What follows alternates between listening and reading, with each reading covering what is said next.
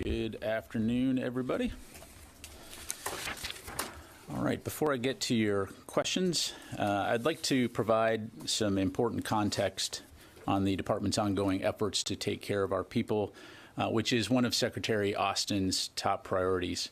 The Secretary cares deeply about our troops and their families and is grateful for all that they do worldwide every day to defend our nation. Through the course of his duties and during his travels, the Secretary has made it a point to speak with and hear from service members, to thank them and hear what's on their minds. Today, he issued a memo outlining a series of actions the department will take to improve how we support our service members and their families and to address in a comprehensive way issues that affect stability and family readiness.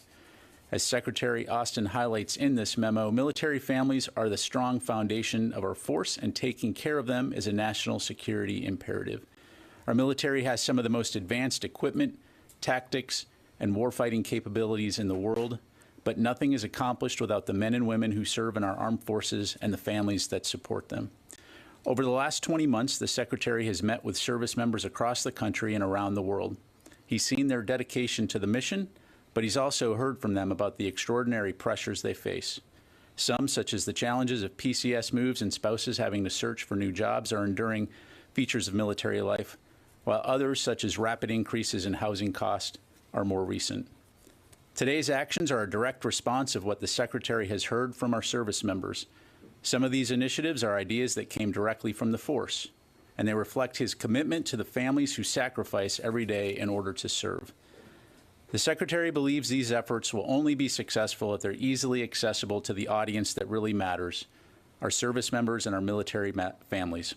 To that end, Secretary Austin met yesterday with Chief Master Sergeant Ramon Colon Lopez, the Senior Enlisted Advisor to the Chairman of the Joint Chiefs, and the Senior Enlisted Advisors from each of the military services.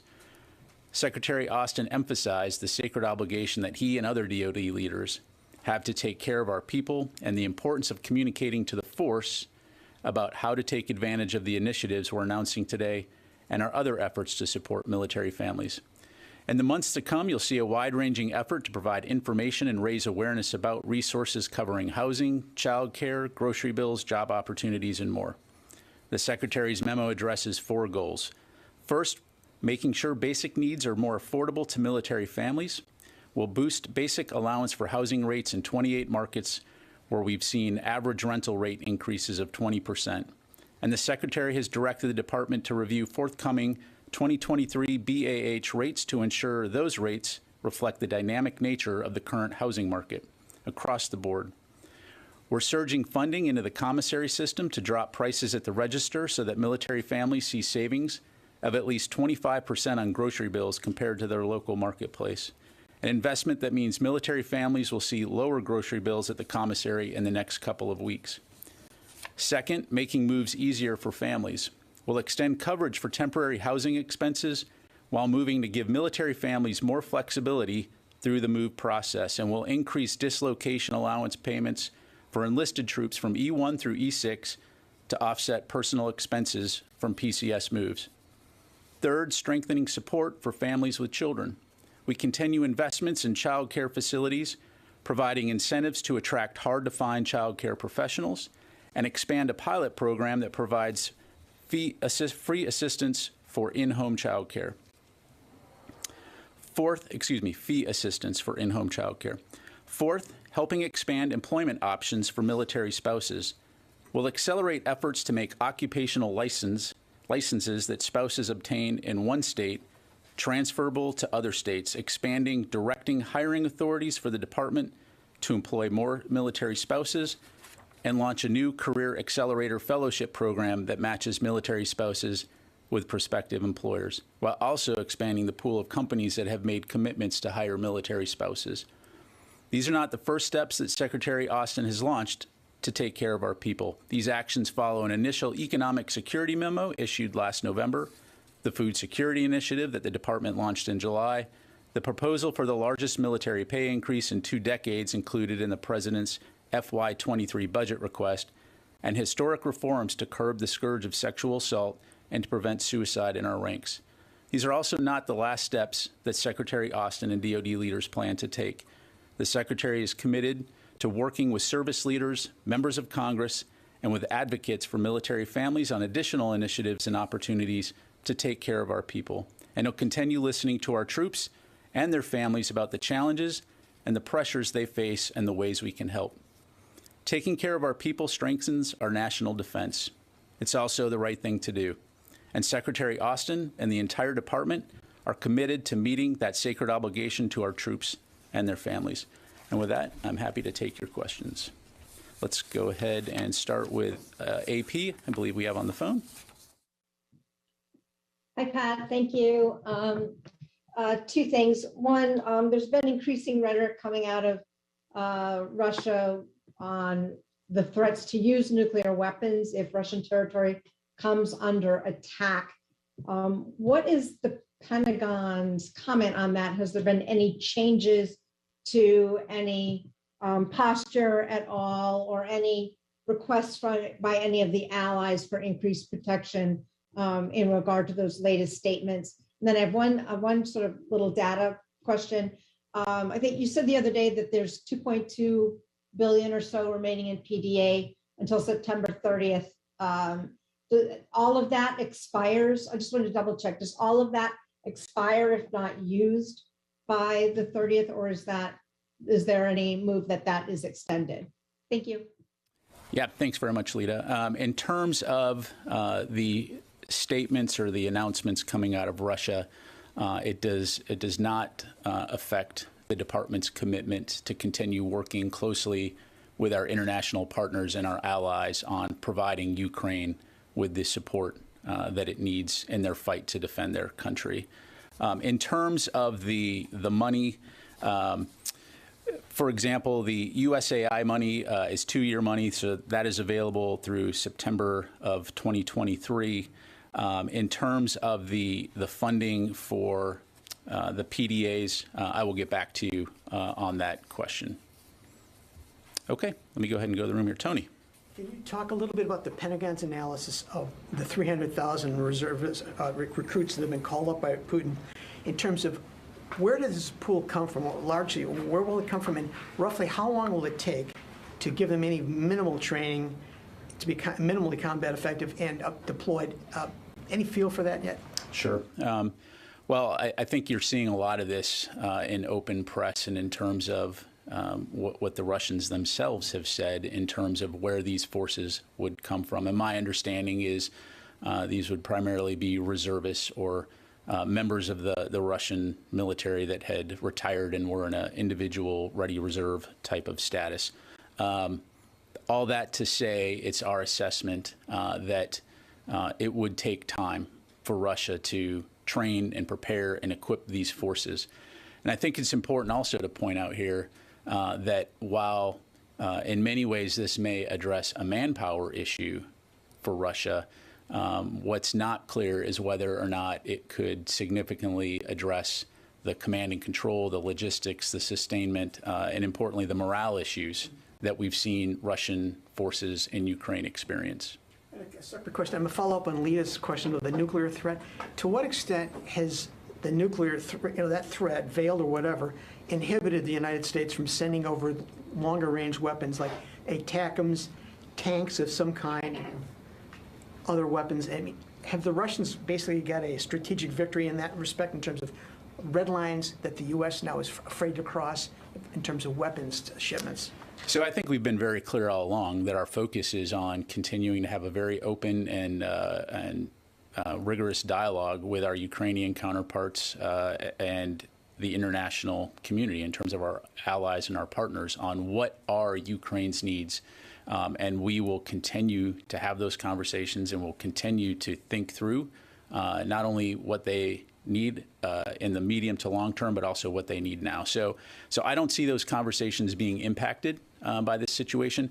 You know, I think it's important here, too, to provide a little bit of context in the sense that if we go back in time a little bit, Russia invaded Ukraine and attempted to annex all of Ukraine, by virtue of invading them, failed in that strategic objective. And so they scaled down the scope of their operational objectives. And even those aren't going well due to Ukraine's counteroffensive. and the issues that I've highlighted in terms of logistics and sustainment. So by making these types of announcements about sham referenda or threats about attacking territory, it doesn't change the facts, operational facts on the ground, which are that the Ukrainians will continue to fight for their country. The Russian military is dealing with some significant challenges on the ground, and the international community will stand behind Ukraine as they fight to defend their country from an invasion. Can I ask you one Sure. quick weapons question? To what extent is the providing of U.S. tanks, M1, A1s, or A2s, I guess it'd be A2s now, is that in the interagency debate right now at any level in terms of whether to provide or not? So I'm not going to get into any specific systems that may be under discussion. Again, we've provided a variety of capabilities that the Ukrainians are using to great effect, and we're going to continue to have those discussions and look at a variety of capabilities in the days ahead. So thank you. Let me go ahead and go to Jim, and then I'll go back out to the phone. General, just to be clear in your answer to Tony, you're saying that the Russian military still has these command and control, the logistics problems, the just supply sustainment, getting weapons to the places, and by adding 300,000 people, they're just compounding those problems. I mean, that's speculation, but certainly if you are already having significant challenges and haven't addressed some of those systemic, strategic issues that make any large military force capable, there's nothing to indicate that it's going to get any easier by adding more variables to the equation. And just to be clear, if President Biden called up 300,000 reservists, he'd get a group of well-trained folks who most of them in units, able to move out in like days, weeks, or months. That's not what the Russians are going to get, right? Again, I'm not in the Russian military. I've never been in the Russian military. I don't plan to ever be in the Russian military. So I'm not going to speak for them. But I think we've seen some of the systemic challenges that they have in their force. And I think they will have their work cut out for them. Thank you. Let me go ahead and back out to the phone here. Let's go to Sangmin Lee from Radio Free Asia. Yes, I have a question on the indication that Russia actually purchased weapons from North Korea. You mentioned before that you do have indication that Russia has approached North Korea to request ammunitions. So do you have indication that the purchase has actually occurred now? Thanks for the question, Sangmin. So all I'll say is we stand by the information that we provided earlier, and beyond that, I don't have any additional updates to provide. Thank you. Buddy. So I'm going to go back to your answer about the forces that were called for service in Russia. So is your understanding that these 300,000 are the troops that will be introduced into theater in Ukraine, or some of them might be replacing other forces that are ready to fight inside of Russia? And by that I mean, are you detecting any movement of new forces to enter Ukraine from the Russian side, or any indications that are certain units are preparing to enter Ukraine? Yeah. So that's really a question for the Russian military to address in terms of how exactly they plan to use those forces. Again, I think in the context of the challenges that Russia finds itself in right now as it pertains to Ukraine, and as evidenced by the rationale that was provided by President Putin and others in terms of why they're calling up these forces, it's clear that it's intended to help supplement and augment the broader military as they conduct this their operations in Ukraine. But in terms of the specifics, Vadi, that's just not something I have insight into. And then second part of your question, I'm sorry. has the Pentagon detected any new movement or indications that new units are being prepared to enter Ukraine? Yeah, so what I would say, again, without getting into a high level of operational detail, is that we've seen indications of some small numbers of replacement forces being moved into Ukraine to essentially help the Russian military shore up some of their defensive lines, but nothing on a large scale at this stage. Again, the battlefield remains very fluid, very dynamic. And so, again, this is something that we'll continue to monitor. I know, obviously, the Ukrainians are monitoring very closely as well. Okay? Yeah. Thanks for taking my question.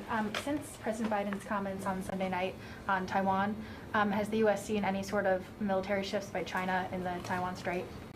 I'm not aware of any activity that I would characterize as out of the ordinary at this stage. So, thanks. All right, let me go out to the phone line here real quick, and then I'll come back to Barbara. Idris. Hey, Pat. You mentioned in terms of, I think you said it would take some time for them to train and equip the folks that they're mobilizing. Is there a sense of how long that would be? Are we talking weeks, months, next year? And do you have a sense of how many folks have already been sort of handed the paper to start mobilizing since the announcement was made? Thanks, Idris. So really, what I would say is time will tell. It's just something we'll have to keep an eye on, and I'm not going to speculate. And in terms of the current status of that call-up, that's something that I would have to refer you to the Russian Ministry of Defense on. I don't have any information to provide on that. Let me go to Barbara. Can I come back and ask you a few questions on the food price initiative you laid out, if I may? And I understand you may have to take the questions, but are you talking about actually putting DOD budget or federal money into the exchanges and having them directly, this is my first question, Sure. directly address prices and lower prices themselves? Is that what you're talking about? Sort of. Let me just give you a little bit of context, and what I would tell you is that we're posting some fact sheets to our website on each of the initiatives that I laid out that will deep dive, that will provide you, and importantly, our military members and their families with a lot of additional information. But in essence, for the commissaries specifically, what we've done is we've changed the commissary funding model to ensure that the Defense Commissary Agency is able to provide savings by eliminating the requirement for them to earn a profit margin from higher prices to pay their operating costs. So, in other words, they're able to now use that money instead to put into buying down the costs of food. Okay, so let me follow up on that. Sure. Can you provide us with how much money are you talking about in total? How long do you expect to have to do this? Is there a means test, or is it anyone of any rank and income that is qualified to shop in a commissary can take advantage of these savings? Have you identified food products such as healthy foods that this will apply to, or does this also apply to junk food? Can you define junk food for me? Can you define junk food for me? I was going to say, however the U.S. military would define junk food. I'll leave that to you. Kind of really a much deeper look at the economics of it, because I think it's been quite a while since the federal government got involved in many years in controlling anything related to food prices. Are you worried the commissaries will have enough of a profit margin to stay in business? Or are you worried that this now puts you in direct competition with the private food sector? But especially means test, how long, how much money, when will you know, what do you have to see in food prices to stop this, to call a conclusion to this effort? Just yeah. So there's a lot of questions there, Barbara. But again, I think the fact sheet that we'll be able to provide you will be able to answer some of the more detailed aspects. And again, that will be available online to everyone here afterwards. What I would say, first of all, is in regards to your question, who benefits from this? Anyone who can shop at a commissary will benefit from this. It will take effect. You will probably see within 2 weeks, because every 2 weeks is when the commissaries go and they will look at prices, and then they'll, was when they're buying their food and adjusting prices. But within 2 weeks, you'll see prices drop by 25% in the commissary, thus benefiting anybody who shops there. This applies to essentially, most products in the commissary, but in particular, it's going to affect staples like bread, milk, eggs, as compared to grocery stores that are off installation. And so again, a lot of this goes back to the funding model, and that previously the commissaries had to use a lot of the money that they were bringing in order to maintain a profit margin, in order to sustain themselves. They still have a requirement to pay for their own operating costs by law. They have to dedicate approximately, let's see here. Well, we can get you those numbers. Collect a surcharge of 5% to pay for commissary construction, equipment, maintenance. But the bottom line is, by reducing the overhead that it takes to run a commissary, we're now able to use those funds to help reduce the prices of the food in the commissary. And the key point here being for our military members and their families to be able to, address their needs and assist them. Very quick follow-up. If they are reducing, at your direction, their profit margin, what guarantee do you have that they will continue to purchase enough food supplies for their customers, and that there won't be shortages because they won't have enough money, that they're going to want to maintain their profit margin and not put money towards these less expensive food prices, therefore perhaps having a shortage because they won't want to spend the money on it? What guarantees do you have from them that they will carry through on this and there won't be food shortages? We're confident with the way that the commissaries are managed, that essentially by changing the funding model and going back to the model that had been used a while ago, we will be able to sustain, and there will not be food shortages associated with this. Again, we can go ahead and take your question. I don't want to spend, spend the entire brief on that. But the bottom line here is what our military members and their families are going to see is, in very short order, the ability to buy food at cheaper prices at the commissary, which is part of our commitment to taking care of our military families and those who serve. Let me go to Louis. Quick follow-up on commissary questions. Sure. And two Ukraine questions, if I may. Was this action prompted by the inflation triggers of recent months, or was this something that was already in the work previously? And it was accelerated? Absolutely not. So this is exactly like I said in my opening remarks. This is, and I'm not exaggerating here, this is really personal for Secretary Austin. He wants our military men and women to be able to come home, to put food on the table, to have the money in their pocket that they need to be able to live a healthy life, a comfortable life, while they serve our nation. And so this is one of his priorities. I mean, from day one, taking care of people.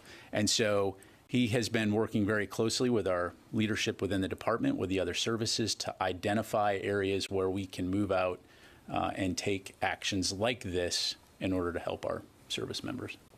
And when you talked about the assessment about the Ukraine, about the Russian mobilization, you said that it would address some of their manpower.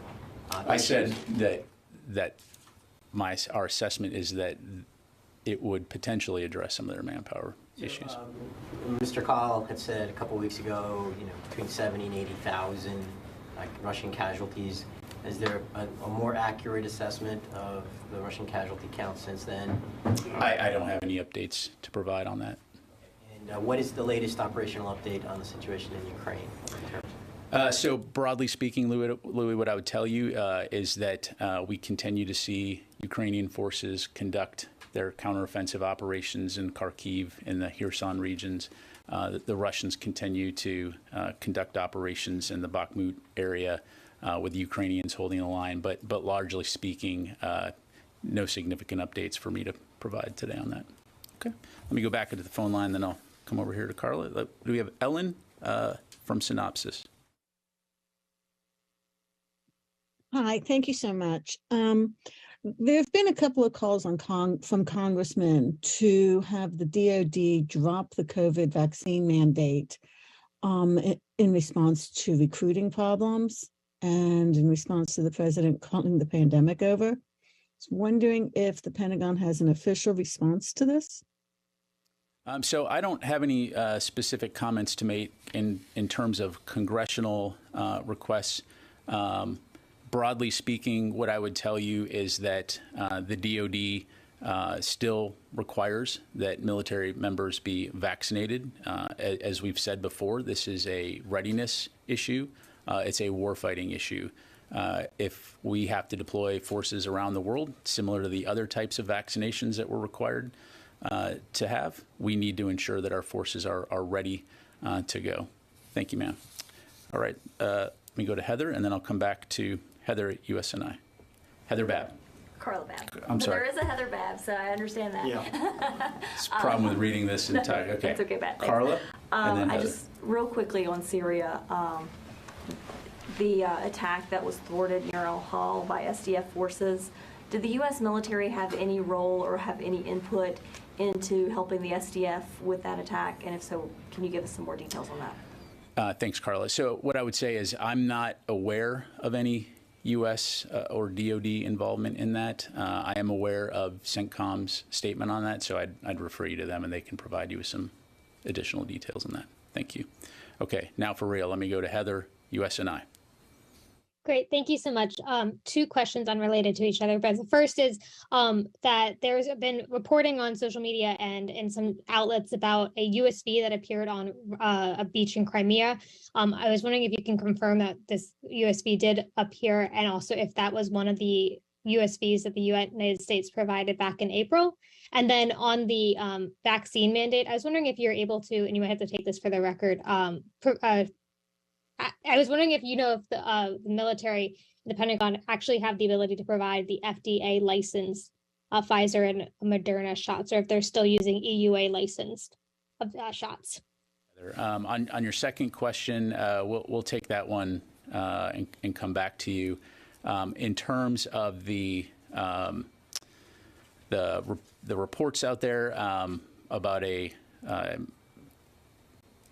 I think you called it a sea vehicle. Yeah, I don't have anything on that. Thank you. Okay, sir. Just a quick question about another congressional question. Republicans are saying that moving the Taiwan desk from the East Asia office and into the portfolio of the new Deputy Assistant Secretary of Defense for China sends a signal to Beijing that we might be prioritizing their concerns over Taiwan's. What's the DoD's response to people who might hold that view? Yeah, so what I would say, and I think we provided this to others as well, is that this was simply an administrative move within the department in terms of just helping to better manage it. No one should really read into it too much. Thank you. Courtney. Just wanted to follow up on the question from a couple of days ago about the abortion services. The VA announced that they've provided their first abortion at a VA facility. Has DOD, can you provide any information about military treatment facilities? And is there any effort, I mean, is there going to be any attempt to provide that information going forward? When you say provide that information? If any military treatment facilities have provided abortion services to since the Dobbs decision? I'm not aware of any. Again, Courtney, let me take that question for you. Yeah, and I don't have any updates to provide from the last time we talked, so thank you. All right, let me go back to the phone real quick, and then I'll come to you. All right, Sylvie from AFP. Hello, thank you. I would like to go back to Putin's nuclear threat.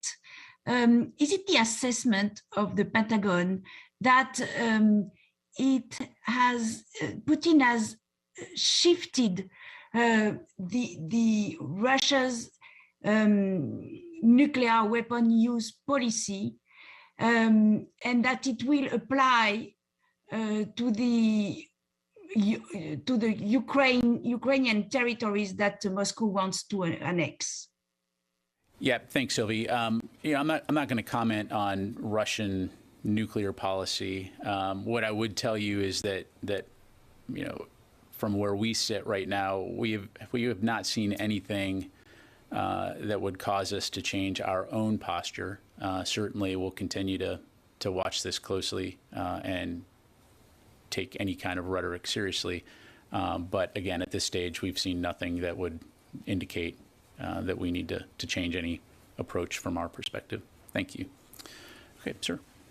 Ukraine asked for 4 MQ-1C Gray Eagles, and yesterday Secretary Austin got a letter asking the Secretary to review from Congress, asking to speed the review or to go over that review. In the last 24 hours, has there been any progress on looking at that particular case for Ukraine? Thank you.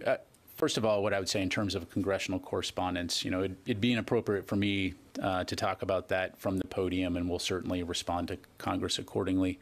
What I would say in terms of providing any kind of specific equipment to Ukraine, it's something that we're always discussing. We are aware that the Ukrainians have asked for Gray Eagles or have an interest in Gray Eagles. No decisions have been made in that regard. Deputy Undersecretary for Policy Baker recently, as you may recall, indicated that we are things that we're considering as we look into this include technology protection, survivability in the Ukrainian battle space.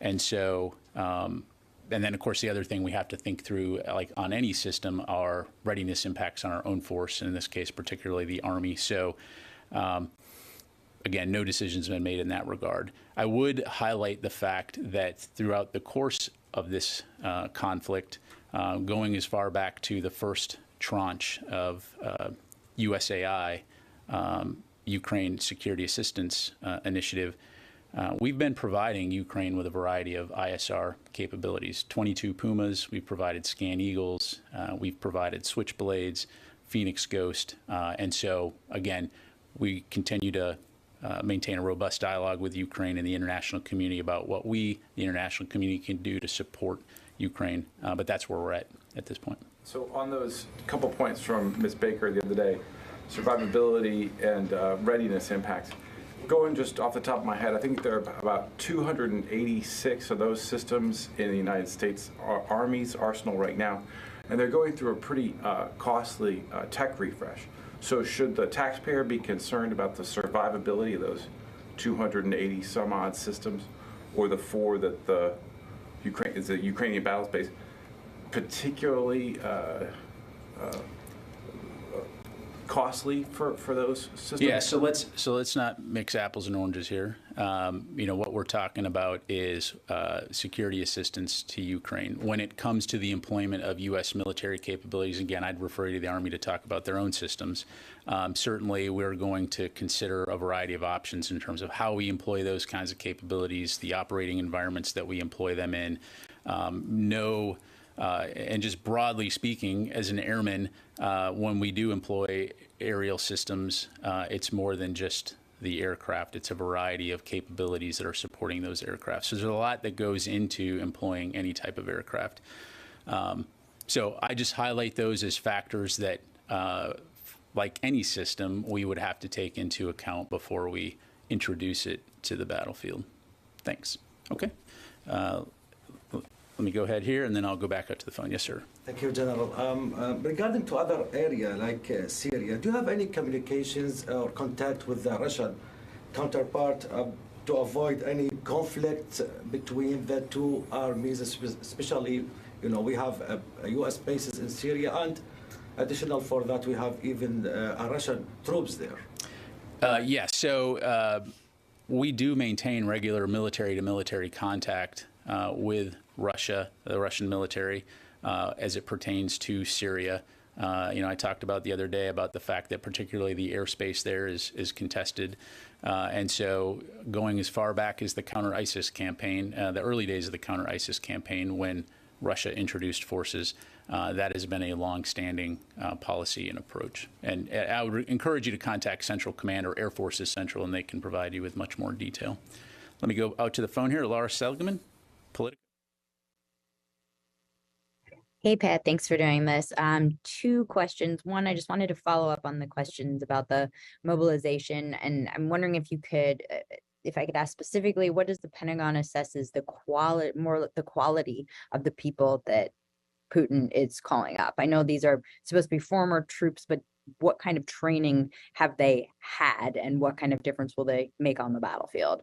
And then a related question, what is the Pentagon's assessment of what Ukrainian forces are going to need for the winter, and how are we helping them with that? Yeah, thanks, Laura. In terms of the specific individuals that may be affected by a Russian partial mobilization, again, I'm seeing a lot of the same press reporting that you are that's coming out of Russia. And so I certainly would not want to speculate or generalize about specific individuals. I just don't have that information to provide. In terms of Ukraine and the winter, as evidenced by the PDA announcement that we put out recently, we do continue to communicate with the Ukrainians and our international partners and allies in terms of what their needs may be for the wintertime. And again, we're providing some winter gear. But we'll continue to have those conversations and support them as we head into the winter months here. Thank you. All right. Yes, ma'am. Is the DoD going to launch an investigations to look into the accusations made against U.S. forces in Iraq of the killing of an Iraqi teenagers in Abu Ghraib recently by a bullet? I don't have any information on that, so let me take that question for you. Thank you. Okay, let me do one more for the phone here, and then do last couple here in the room. Qasim from Anadolu. Yeah, thank you very much, General, for taking my question. I was going to ask about this prisoner swap. Based on the information you have, could you just tell us how many other U.S. veterans are currently fighting in Ukraine, or are there any other veterans at the hands of Russians? Yeah, thanks, Qasim. So I would refer you to the State Department in terms of the status of U.S. citizens overseas. That's not information that we track necessarily here in the Department of Defense. Obviously, our focus is on our actively serving military members. Thank you. All right, do one or two more here. Yes, Tony. Your service this week made a big splash saying that the B-21 bomber is going to be rolled out in the first week of December. Did Secretary Austin have any hand in that decision to allow it to be rolled out? And should observers look at that as a less than subtle message to China of this new U.S. capability that later this decade will be flying? Yeah, so the Secretary is certainly aware of the Air Force's announcement.